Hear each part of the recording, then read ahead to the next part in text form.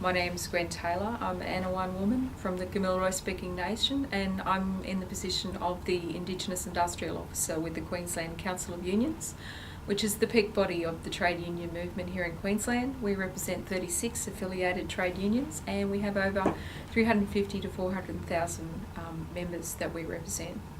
I'm here to talk to you today about the Social Compact Agreement that we're going to sign on Thursday with the Garang people. This will be the second Social Compact Agreement that we've signed here in Queensland, and I'm particularly excited about it because this makes a great deal of difference for my mob.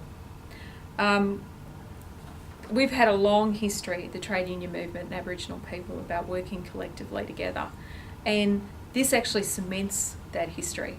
So what it does is it puts down what we've done in the past into a document so we can work together in the future.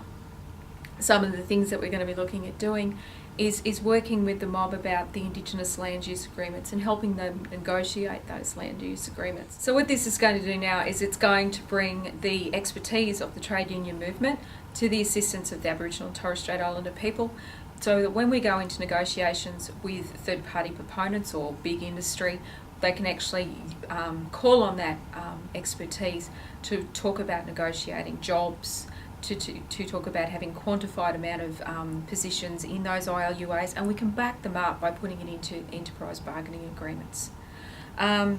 The other thing we can look at doing is when there's major projects out there and they actually come in and talk to the mob about those projects, then the unions get to sit on that table before it even becomes an industrial issue. So we can sit there and talk about things like pit to port.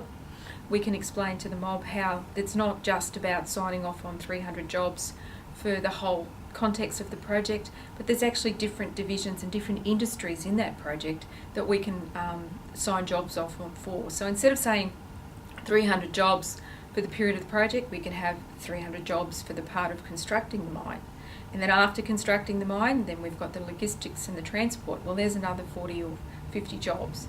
Then we're looking at the actual mine work itself. And then of course we get to the other end, which is the port area, where we need our stevedores and we need our dredgers and we need our deckhands. So there's another 300 odd jobs. Over a period of 5 to 6 years, we're looking at probably 3,500 jobs per project, which opens it up for the mob.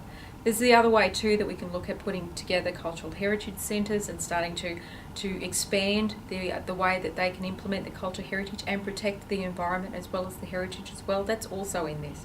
Then we can also look at the health aspects and how we can improve Indigenous health and how maybe we can get those third-party proponents to contribute to the upkeep of the medical centres and the health clinics, because at the present moment they're utilising those facilities and they're not paying for.